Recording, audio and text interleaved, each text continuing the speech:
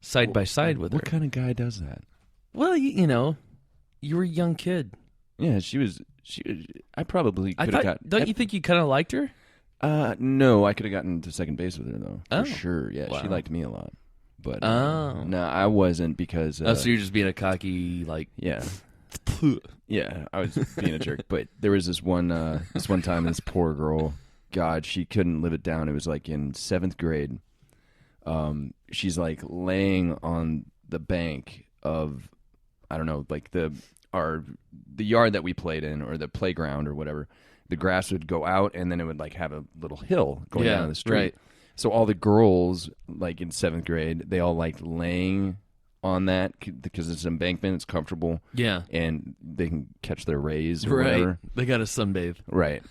The dumbest thing. So naturally, all the boys are like hanging out right generally around there because there were like these big tractor tires that were buried in the ground, and the guys would sit on them and just kind of try and look down girls' shirts. Right. So at the time, like, she was, I don't know, top 5 on just about every guy's list. We all had lists. Sure.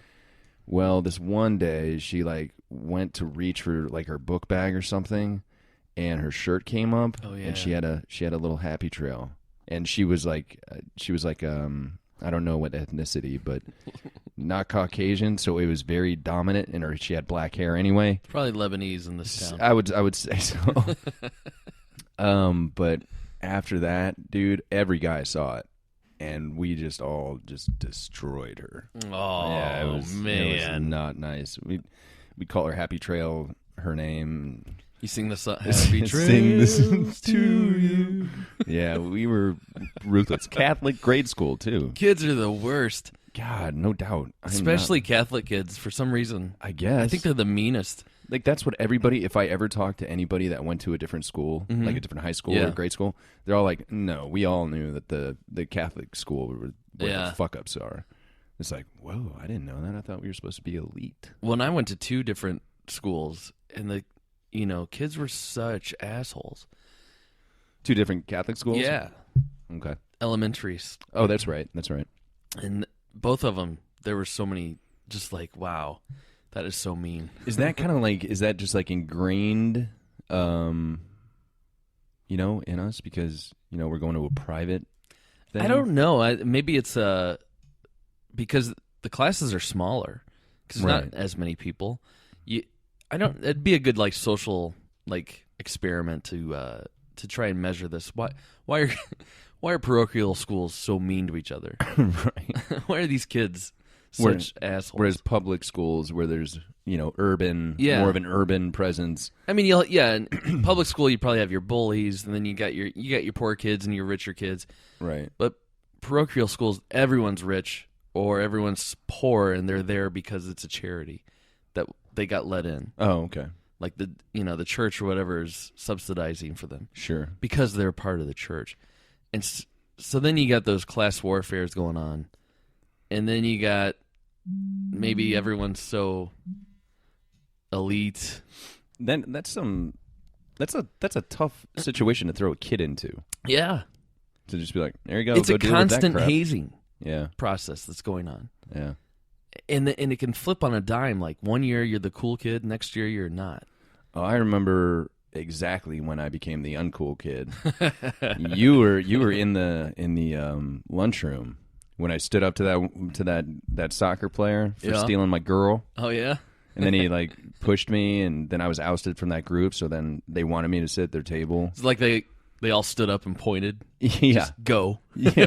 Well, no, like I got to sit at the table, but after I stood up to the head, the alpha soccer player, right. I was then moved down towards the end of the table. Oh, you lost your seat? I lost my seat. Yeah. Like I used to sit at the top, and I would control most. So who sat closest to him? It was like the. Mm-hmm. It was like the last. It went from cool to. It's kind of like the Buffalo Wild Wings scale of hot and cold spices. Yeah. I went from the top of the table to the end of the table, which is why I stood up and I came and sat with you. Yeah. Hey, you look non-judgmental. Well, you and I had already been friends, right? And we just didn't run in the same circles. No, we definitely did not. And I didn't even ask you about it. I don't think. But then I just one day was just like, "What's up, man?"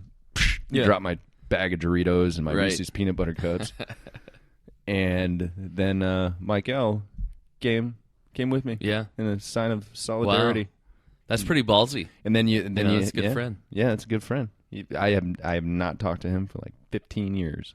But he was there when he needed him the most. Right when I needed him the most. Yeah, yeah. So made 2 good friends that day. That's right. Sitting here with one of them. We're gonna have to think of some more stories. Yeah, because that'd be fun. I think that'd be great. I don't know how interesting it is to listen to. I think it is. I think they're funny stories, no matter what. Okay. Well, we're going to go ahead and get going. Joe, thank you for coming today. My pleasure.